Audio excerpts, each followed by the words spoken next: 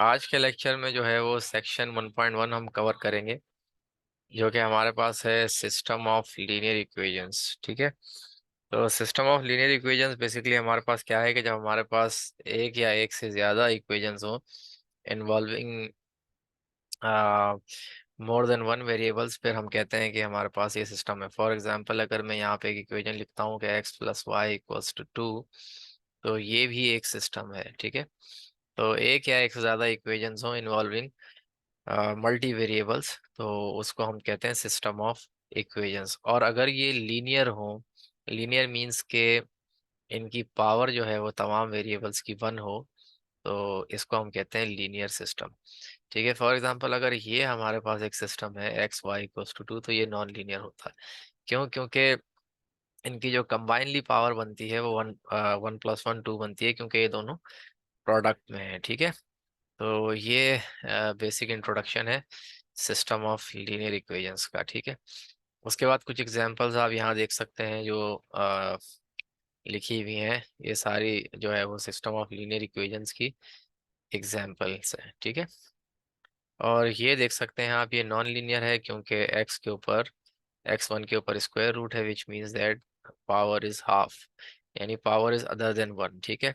तो अगर power is other than one, तो ये फिर नॉन लीनियर हो जाएगा। ठीक है। अच्छा, इसके बाद system of linear equations, collection of one और more linear equation involving the same set of variables. ये डेफिनेशंस यहाँ पे लिखी हुई हैं। अच्छा, अब सॉल्यूशंस जो है वो बेसिकली हमारा एम यही होता है कि हम सिस्टम्स के सॉल्यूशन फाइंड करें। सॉल्यूशन मींस के जो वेरिएबल्स हैं सिस्टम में, फॉर इंस्टेंस यहाँ पे x1 और x2, तो हमें x1 और x2 की वैल्यूज फाइंड करनी है। ठीक है। और ज्योमेट्रिकली जो है वो सॉल्यूशन का मीनिंग ये होता है कि जहाँ पे ये दो सेट्स जो हैं ये इंटरसेक्ट करें, तो वो सिस्टम का सॉल्यूशन होता है। यानी ऐसा पॉइंट, फॉर इंस्टेंस को मैं ए कॉमा बी कहूँ, तो ऐसा पॉइंट जो कि इन दोनों सिस्टम्स को सेटिस्फाई करे। ठीक है। तो ये सॉल्यूशन होता है सिस्टम का। अब हमारे पास तीन तरह के जो है वो सॉल्यूशंस हो सकते हैं सिस्टम के। नंबर वन जो है वो यूनिक सॉल्यूशन है कि अगर एक ही पॉइंट जो है वो दोनों इक्वेशंस में कॉमन है, तो हम उसको यूनिक सॉल्यूशन करेंगे। जैसे कि यहाँ पे हम देख सकते हैं ये दो लाइंस हैं। अब ये जो x1 plus x2 equals to 10 है, ये basically equation of straight line है। ठीक है। इसको हम ऐसे लिख सकते हैं x2 equals to minus x1 plus 10। और अगर हम इसको y equals to mx plus c से कंपेयर करें, तो इसका स्लोप जो है वो -1 है और इसका जो इंटरसेप्ट है वो 10 है। ठीक है। तो हम ये लाइन ड्रॉ कर सकते हैं। तो ये देख सकते हैं आप, जो है वो स्लोप इसका -1 है और इंटरसेप्ट इसका 10 है। ठीक है। तो ये हमारे पास x1 plus x2 equals to 10 है। सिमिलरली इसको अगर हम देखें, तो हम इसको ऐसे लिख सकते हैं x2 equals to x1 plus 0। तो ये line basically y equals to mx से कंपेटिबल है और ये ओरिजिन से पास हो रही है। ठीक है। और जो इन दोनों का इंटरसेक्शन होगा इन दोनों लाइंस का, उसको हम कहेंगे सॉल्यूशन। तो इसको हम ग्राफिकली भी फाइंड कर सकते हैं और मैथमेटिकली भी हमारे पास बहुत सारे मेथड्स हैं जिनसे हम फाइंड कर सकते हैं। तो ये यूनिक सॉल्यूशन हमारे पास। इसी तरह अगर दो लाइंस ऐसी हैं जो कि पैरेलल हैं, यानी उनमें कोई भी कॉमन पॉइंट नहीं है, तो हम ऐसे सिस्टम का नो सॉल्यूशन होता है। ठीक है। क्योंकि इनमें कॉमन पॉइंट कोई नहीं है और इंटरसेक्शन कोई नहीं इनमें। ठीक है। तो ऐसे सिस्टम्स का जो है वो नो सॉल्यूशन है। इसी तरह हमारे पास इन्फिनिट मैनी सॉल्यूशंस का कॉन्सेप्ट है कि अगर दो लाइंस जो हैं वो यानी कि एक ही उस पे लाई करती हैं, एक ही लाइन के ऊपर हैं दोनों, यानी कि को इंसिडेंट है लाइंस, हम कह सकते हैं कि ये दोनों लाइंस को इंसिडेंट कोलीनियर हैं, कोलीनियर लाइंस हैं। ठीक है। एक लाइन के ऊपर दूसरी लाइन है, तो फिर ऐसे में क्या है कि इन्फिनिट मैनी पॉइंट्स जो है वो इनमें कॉमन है, जाहिर सी बात है, क्योंकि एक ही लाइन है और उसके ऊपर दूसरी लाइन लाई करती है, तो इन्फिनिट मैनी पॉइंट्स जो है वो इनके अंदर कॉमन होंगे। तो ऐसे सिस्टम्स के जो है हमारे पास इन्फिनिट मैनी सॉल्यूशंस आते हैं। ठीक है। Infinite many solutions. तो अब कुछ बेसिक फैक्ट्स हैं यहाँ पे। एग्जैक्टली वन सॉल्यूशन है जिसको हम यूनिक सॉल्यूशन भी कहते हैं, इन्फिनिट मैनी सॉल्यूशंस हैं। इसी तरह नो सॉल्यूशन है। तो जिस सिस्टम का कोई भी सॉल्यूशन ना हो तो ऐसे सिस्टम को हम कहते हैं इनकंसिस्टेंट सिस्टम। और जिस सिस्टम का सॉल्यूशन पॉसिबल हो उनको हम कंसिस्टेंट सिस्टम्स कह सकते हैं। May be unique and may be infinite many solutions, तो दोनों सूरतों में जो है हमारे पास सिस्टम कंसिस्टेंट होगा। इसी तरह से अगर थ्री वेरिएबल्स हमारे पास हैं, each equation determines a plane in three space, ठीक है। तो अब देखें इस तरह का हमारे पास है, तो ये देखें ये तीन प्लेन्स जो है वो आपस में इंटरसेक्ट कर रहे हैं, और अगर हम इंटरसेक्शन पॉइंट देखना चाहें इनका, तो ये हमारे पास एक यूनिक पॉइंट है, ठीक है। इसी तरह से अगर इस प्लेन में हम देखें तो ये तीनों प्लेन्स जो है वो इंटरसेक्ट कर रहे हैं, और ये पूरी लाइन जो है वो तीनों प्लेन्स के अंदर कॉमन है। तो इसी तरह इनके इन्फिनिट मैनी सॉल्यूशंस आएंगे, ठीक है। यहाँ पे हमारे पास यूनिक सॉल्यूशन होगा। और इसी तरह अगर हमारे पास कोई भी पॉइंट जो है वो कॉमन नहीं है, तो उसकी एग्जांपल ज्योमेट्रिकली हम यहाँ पे देख सकते हैं। अब ये जो तीन प्लेन्स हैं इंटरसेक्ट कर रहे हैं, लेकिन इनमें अगर हम देखें तो कोई भी पॉइंट तीनों में कॉमन नहीं है। इन इन इन दो प्लेन्स में एक ये प्लेन है, ठीक है, और एक ये प्लेन है। ये इसको इंटरसेक्ट कर रहा है और ये प्लेन इसको अलग इंटरसेक्ट कर रहा है। इन दोनों प्लेन्स में कोई भी पॉइंट जो है वो कॉमन नहीं है। तो इसका मतलब इन तीनों प्लेन्स में कोई एक सिंगल पॉइंट कॉमन नहीं है, तो ऐसे सिस्टम्स को हम कहते हैं इनकंसिस्टेंट। और ऐसे सिस्टम्स का हमारे पास सॉल्यूशन नहीं होता, ठीक है। तो ये इनकंसिस्टेंट सिस्टम है। इसी तरह सॉल्यूशन सेट है। सॉल्यूशन सेट हमारे पास क्या है? All possible solutions of a linear system. और इक्विवेलेंट सिस्टम हम उन सिस्टम्स को कहेंगे जिनके जो सॉल्यूशन जो है वो सेम होंगे, ठीक है। ऐसे सिस्टम्स को हम क्या कहेंगे? Equivalent systems. अच्छा, कुछ एग्जांपल्स यहाँ पे हैं सिस्टम्स की। जैसे कि ये एक सिस्टम हमें नज़र आ रहा है। इसी तरह से आ, ये इसका इक्विवेलेंट सिस्टम है ये, ठीक है। इसमें सिर्फ सिंपल क्या किया गया है कि अगर आप इसको देखें, ये है x1 - 2x2 equals to -1, -x1 + 3x2 equals to 3। तो इसमें से बेसिकली हम देख सकते हैं कि इसके कोफिशिएंट को जो है वो जीरो किया गया है, ठीक है। आगे हम देखेंगे कि किस तरीके से करते हैं रॉ ऑपरेशंस के थ्रू। और यहाँ पे देख सकते हैं ये 0x1 हो गया है, +x2 इक्वल्स टू 2। इसी तरह फिर उसके बाद इधर x2 के कोफिशिएंट को जीरो किया गया है, तो हमारे पास ये सिस्टम आ गया है, ठीक है। अब ये तीनों सिस्टम्स आपस में इक्विवेलेंट हैं, क्योंकि इन तीनों का जो रिजल्ट होगा, जो सॉल्यूशन सेट होगा, वो सेम ही होगा, ठीक है। तो हम आगे देखेंगे कि कैसे रॉ ऑपरेशंस की मदद से हम फाइंड करते हैं ये। अच्छा, इसी तरह अगेन ये एग्जांपल है हमारे पास। यूनिक सॉल्यूशन है यहाँ पे भी यूनिक सॉल्यूशन हमारे पास है, ठीक है। इसी तरह यहाँ पे हमारे पास यूनिक सॉल्यूशन है। और ये उन्हीं सिस्टम्स का जो ऊपर सिस्टम्स थे उन्हीं की जो है वो इक्विवेलेंस दिखाई गई है यहाँ पे, ठीक है। उसके बाद मैट्रिक्स रोटेशन। अब देखें ये जो अलजेब्राइक सिस्टम है इसको हम मैट्रिक्स में पहले मैट्रिक्स के अंदर ट्रांसफॉर्म करते हैं, ठीक है। फिर उसके बाद मैट्रिक्स को हम सॉल्व करते हैं। तो ये जो मैट्रिक्स है इसको कहते हैं कोफिशिएंट मैट्रिक्स। और ए जो ए से रिप्रेजेंट किया जाता है। बेसिकली हम इस सिस्टम को, इस अलजेब्राइक सिस्टम को मैट्रिक्स सिस्टम में जब कन्वर्ट करते हैं तो ए एक्स इक्वल्स टू बी की फॉर्म में लेके आते हैं। ये जो ए है ये कोफिशिएंट मैट्रिक्स है। एक्स जो है वो हमारे पास वेरिएबल वेक्टर होता है, ठीक है, जो कि x1 और x2 है यहाँ पे वेरिएबल्स। और बी जो है हमारे पास राइट हैंड वेक्टर होता है, जो कि राइट हैंड पे हमारे पास गिवन है, ठीक है। तो इसका अगर हम ऑगमेंटेड मैट्रिक्स बनाना चाहें तो सिंपली उसके लिए क्या करते हैं, कोफिशिएंट मैट्रिक्स और राइट हैंड वेक्टर को जो है वो मर्ज करते हैं, इस तरह से कि एक डॉटेड लाइन से इन दोनों को डिफरेंशिएट करते हैं। और उसके बाद फिर इसके ऊपर रॉ ऑपरेशंस लगा के सिस्टम को रिड्यूस करते हैं सॉल्यूशन फाइंड करने के लिए। जिस तरह यहाँ पे इन्होंने जो है वो आप देख सकते हैं कि इस सिस्टम, पहले इस सिस्टम को, ओरिजिनल सिस्टम को ऑगमेंटेड मैट्रिक्स बनाया, उसके बाद जो है वो सबसे पहले इस एलिमेंट को ज़ीरो किया, ठीक है, जो रॉ ऑपरेशन की प्रोसीजर है उसके थ्रू। फिर उसके बाद सेकंड कॉलम में गए और इस एलिमेंट को ज़ीरो किया, ठीक है। इस ऑपरेशन में आप देख सकते हैं कि ये ज़ीरो किया है, उसके बाद इसको, और उसके बाद फिर यहाँ से हमें x1 और x2 का रिजल्ट मिला है। तो ये सारे हम जो है वो देखेंगे नेक्स्ट रॉ ऑपरेशंस। अब ये आ गया एलिमेंट्री रॉ ऑपरेशंस। अब देखें एलिमेंट्री रॉ ऑपरेशंस बेसिकली हमारे पास तीन ऑपरेशंस होते हैं। पहला ऑपरेशन ये है कि add one row to a multiple of another row, ठीक है। यानी एक रॉ अगर हमारे पास है, फॉर इंस्टेंस ये एक मैट्रिक्स है 1 2 3 5, ठीक है। अब ये R1 है और ये R2 है, ये रॉज हैं, ठीक है। इसी तरह ये कॉलम्स हैं, ये C1 है, ये C2 है। अब अगर इस रॉ में R2 में फॉर इंस्टेंस मैं R1 का सम स्केलर मल्टीपल ऐड करता हूँ, फॉर इंस्टेंस मैं ऐसे लिखता हूँ R2 -3 R1, ठीक है। तो अब देखें R2 में मैंने क्या किया है, 3 टाइम्स R1, यानी R1 को स्केलर से मल्टीप्लाई किया है, जिस स्केलर यहाँ पे 3 है, ठीक है।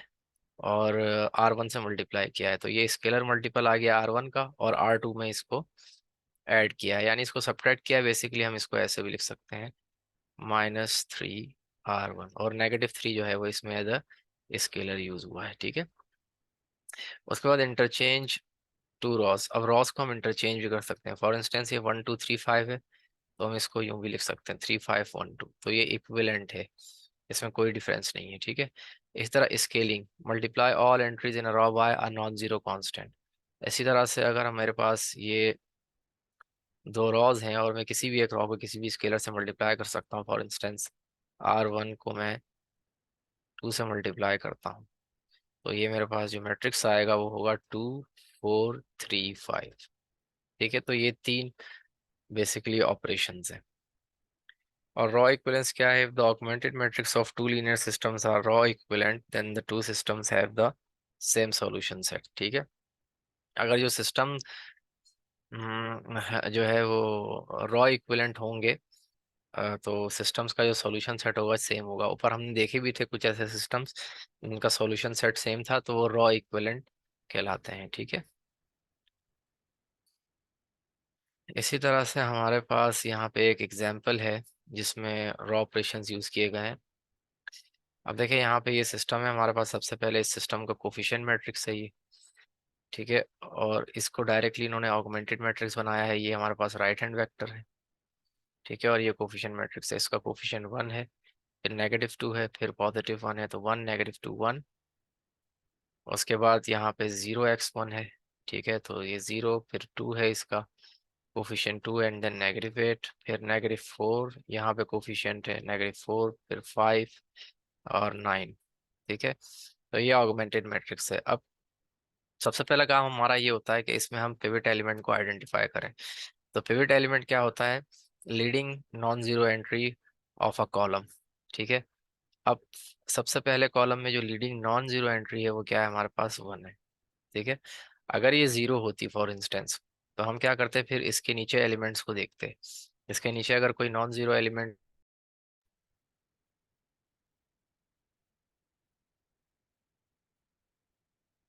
तो इस पूरी रॉ को हम इंटरचेंज कर देते हैं अगर हमारे पास यहाँ पे लीडिंग एंट्री 0 हो, ठीक है, ताकि नॉन जीरो आ जाए। तो ये पिवट बन गया। अब इस पिवट की मदद से हमें क्या करना होता है? इसके नीचे वाले जो एलिमेंट्स हैं इनको जीरो करना होता है, ठीक है। तो अब ये तो एलिमेंट ऑलरेडी 0 है। अब इस -4 को अगर मुझे 0 करना है, तो मैं यहाँ ऑपरेशन लगा सकता हूँ R3 = R3 + 4 R1। और हमेशा जिस एलिमेंट को हमने 0 करना है उसको उसके उस कॉलम के पिवट एलिमेंट की मदद से हम 0 करते हैं, ठीक है। तो ये ऑपरेशन हमने यूज किया है adding one raw with the scalar multiple of other raw, ठीक है। तो यहाँ पे आप देख सकते हैं कि 4 टाइम्स R1 को हमने R3 में ऐड किया है। तो अब ये हर इंडिविजुअल एलिमेंट पे जो है ये ऑपरेशन अप्लाई होगा, ठीक है। तो अब यहाँ देख सकते हैं ये 0 हो गया। और इसी तरह 5 पे जब ऑपरेशन अप्लाई होगा तो ये होगा 5 + 4 टाइम्स -2, ये आ जाएगा -3, ये एलिमेंट। इसी तरह यहाँ पे जब अप्लाई करेंगे 9 पे, तो ये होगा 9 + 4 टाइम्स 1, तो ये हो जाएगा 13, ठीक है। सिमिलरली जो ऑगमेंटेड पार्ट है हमारे पास, वहाँ पे भी उसी एलिमेंट पे, कॉरेस्पॉन्डिंग एलिमेंट पे ऑपरेशन अप्लाई होगा, तो ये होगा -9 + 4 टाइम्स 0, तो ये -9 रहेगा, ठीक है। तो ये हमारे पास मैट्रिक्स आ गया। अब इसके बाद फर्स्ट फर्स्ट कॉलम जो है हमारे पास ऑपरेशन कंप्लीट हो चुका है। अब सेकंड कॉलम में हम मूव करेंगे और सेकंड कॉलम का पिवट आइडेंटिफाई करेंगे। अब देखें फर्स्ट कॉलम में ये ऑलरेडी पिवट एलिमेंट है, तो अब ये पिवट नहीं हो सकता क्योंकि ये इसी रॉ का एलिमेंट है। तो ये अपने कॉलम, फर्स्ट कॉलम और फर्स्ट रॉ का जो है वो पिवट एलिमेंट 1 है। तो अब एक रॉ में जो है वो एक से ज्यादा पिवट नहीं हो सकते। तो ऑलरेडी जब इस रॉ में ये पिवट है तो फिर इसके नीचे वाले एलिमेंट को हम देखेंगे 2 को। तो अब इस रॉ में कोई भी पिवट एलिमेंट नहीं है, ठीक है, तो ये इस कॉलम का जो है वो पिवट एलिमेंट हो जाएगा। अब इस पिवट एलिमेंट की मदद से हम क्या करेंगे, इस एलिमेंट को जीरो करेंगे। तो यहाँ पे हम ऑपरेशन यूज कर सकते हैं,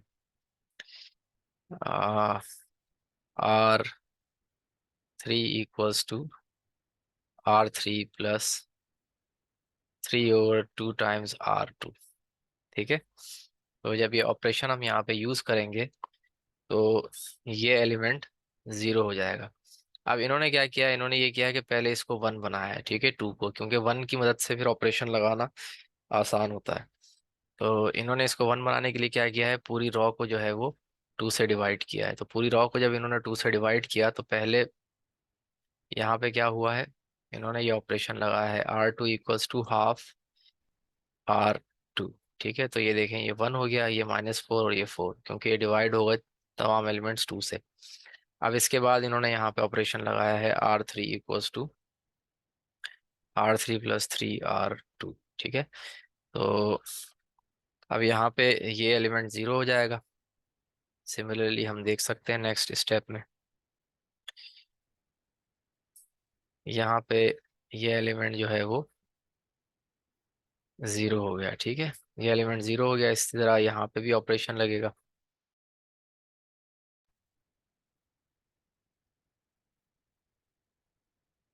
तो ये एलिमेंट जो है वो यहाँ पे जीरो हो गया, ठीक है। इसी तरह यहाँ पे ऑपरेशन हमने क्या लगाया था, यहाँ पे ऑपरेशन हमने लगाया था R3 = R3 + 3R2। तो यहाँ यहाँ इस एलिमेंट पे जब ऑपरेशन लगेगा तो 13 + 3 × -4, तो हो जाएगा 13 - 12 और ये आएगा 1। तो ये हमारे पास आ गया 1। इसी तरह यहाँ पे हम लगाएंगे ऑपरेशन, तो ये होगा 3 + 3 × 4, तो ये हमारे पास हो जाएगा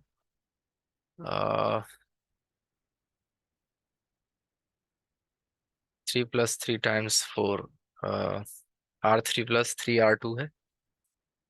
तो हाँ ये 9 है, सॉरी एलिमेंट यहाँ पे मैं गलत ले रहा हूँ, ये एलिमेंट यहाँ पे ऑपरेशन लग रहा है। तो ये एलिमेंट बेसिकली यहाँ पे 9 है, -9 + 3 × 4, तो ये आ जाएगा हमारे पास 3, ये एलिमेंट आ गया, ठीक है। तो ये ऑपरेशन कंप्लीट हो गया। अब हम यहाँ से दोबारा से अगर हम इसी ऑगमेंटेड मैट्रिक्स से इक्वेशन बनाना चाहें तो देखें ये इक्वेशंस क्या रिप्रेजेंट करती हैं बेसिकली, ये कोफिशिएंट्स क्या रिप्रेजेंट करते हैं, ये ऑगमेंटेड मैट्रिक्स है। तो ये x1 x2 और x3 के ये कॉलम्स जो हैं वो इन वेरिएबल्स को रिप्रेजेंट करते हैं। तो यहाँ से पहली इक्वेशन जो है वो हमारे पास ये बनती है, x3 = 0, और सेकंड रॉ क्या हमें इंडिकेट करती है, x2 - 4x3 = 4, और थर्ड रॉ x3 = 3, ठीक है। अब यहाँ से हम बैक सब्स्टिट्यूशन मेथड अप्लाई कर सकते हैं। x3 की वैल्यू हमारे पास आ गई है, अब हम इस इक्वेशन में x3 पुट करके x2 निकाल सकते हैं। तो x2 हो जाएगा 4 + 4 × 3, तो ये आ जाएगा 16। इसी तरह से अगर हम इसको सब्स्टिट्यूट करके x3 निकालना चाहें, x2 सॉरी x1, तो इस इक्वेशन में हम सब्स्टिट्यूट करेंगे x2 और x3 की वैल्यू।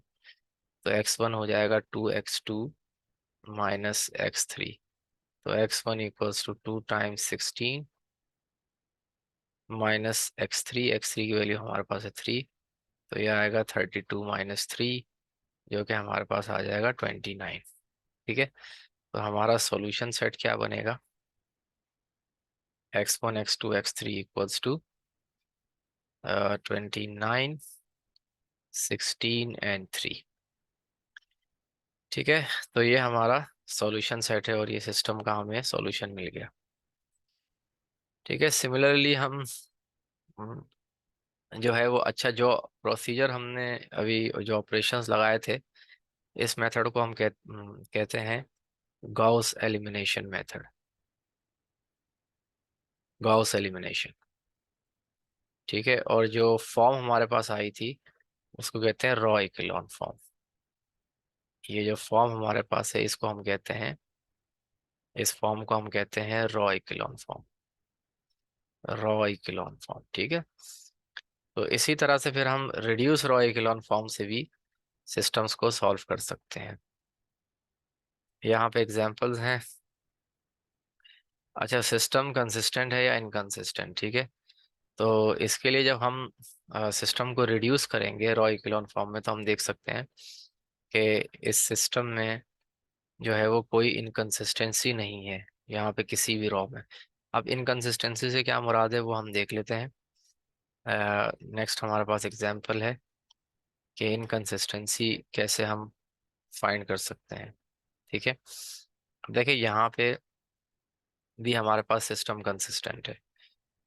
ठीक है, ये सिस्टम भी हमारे पास कंसिस्टेंट है क्योंकि जो रॉज हैं, अच्छा इसको हम पहले रॉ ऑपरेशंस लगा के रिड्यूस करेंगे सिस्टम को। ठीक है, तो ये देखें रॉ ऑपरेशंस इस पे यूज हुए हैं, इसके बाद ऑपरेशन लगाया, ये मैट्रिक्स आया, फिर ये मैट्रिक्स। तो अगर आप इसकी पहली रॉ को देखें तो पहली रॉ इंडिकेट करती है x1 minus two x two plus three x three equals to -1। ठीक है, दूसरी row 0x1 plus three x two minus six x three equals to 8, और तीसरी रॉ जो है वो 0x1 plus 0x2 plus 0x3 equals to -3। तो यहाँ से आप देख सकते हैं ये बनता है 0 इक्वल्स टू -3, जो कि इम्पॉसिबल है, ऐसा पॉसिबल नहीं है। तो ऐसे सिस्टम्स जो है वो इनकंसिस्टेंट कहलाते हैं। तो इस तरह से हम इनकी इनकंसिस्टेंसी चेक कर सकते हैं सिस्टम्स की by using raw echelon form. तो रॉ इक्लोन फॉर्म से जो है हमें सिस्टम की इनकंसिस्टेंसी पता चल सकती है। ठीक है, तो ये हमारा सेक्शन 1.1 था। और अब ये जैसे एक एग्जांपल हमारे पास है, और what values of H will the following system be consistent. ठीक है, तो इसका हम क्या कर सकते हैं, ऑगमेंटेड मैट्रिक्स बनाते हैं और उसके बाद इसको रॉ इक्लोन फॉर्म में लाते हैं, तो हमें पता चल जाएगा कि किस वैल्यू के लिए ये कंसिस्टेंट होगा। आप देखें, सबसे पहले मुझे इस एलिमेंट को 0 करना है, तो पहले मैं इसको 1 बना सकता हूँ। ठीक है, तो डिवाइड कर देता हूँ थ्रू आउट 3 से। तो यहाँ पे ऑपरेशन लिख देते हैं R1 इक्वल्स टू 1/3 R1। तो मेरे पास जो मैट्रिक्स बनेगा वो बनेगा 1 - 3 एंड 4/3 -2 6H। अब अगर मैं R2 पे ऑपरेशन लगाऊं, R2 equals to R2 plus 2 R1, तो मेरा सिस्टम जो है वो हो जाएगा 1 0 -3, और यहाँ पे भी 0 हो जाएगा। ठीक है, और ये 4/3 है, और ये हो जाएगा H प्लस 8/3। ठीक है, तो अब देखें ये पूरी रॉ 0 हो चुकी है, तो इसका मतलब ये है कि इसको भी 0 होना चाहिए फॉर कंसिस्टेंसी। तो हम लिख सकते हैं H प्लस 8/3 को जो है वो 0 होना चाहिए। तो it gives H should be equals to -8/3 to make the system consistent. ठीक है, तो ये हमारा सेक्शन 1.1 था। नेक्स्ट वीडियो में हम जो है सेक्शन 1.2 और 1.3 जो है वो इंशाल्लाह कवर करेंगे। Thanks for watching the video.